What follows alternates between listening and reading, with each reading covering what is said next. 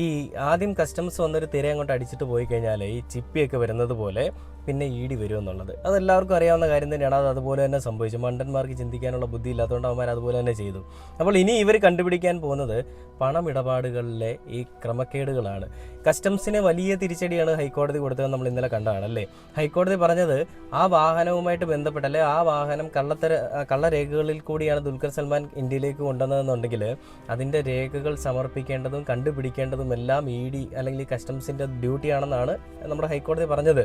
അപ്പോൾ അതുകൊണ്ട് അതിനെന്തെങ്കിലും ഒരു മറുപടി കൊടുക്കണമല്ലോ. ആ കൊടുക്കുന്ന പണി ഇച്ചിരൂടെ പൊടുപ്പും തൊങ്ങലും വെച്ചെങ്കിൽ നല്ല ഏറ്റ രീതിയിൽ കൊടുക്കണമല്ലോ എന്നുള്ളൊരു ആഗ്രഹത്തിന്മേലായിരിക്കണം ആ മമ്മൂട്ടിയുടെ വീട്ടിലേക്ക് കൂടി ഇവന്മാർ ഇടിച്ചു കയറി ചെന്നിരിക്കുന്നത്.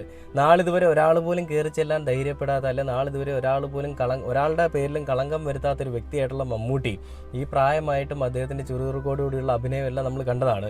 ഇപ്പോൾ അദ്ദേഹത്തിൻ്റെ ഇമേജ് വലിച്ചു കീറുന്ന രീതിയിലുള്ള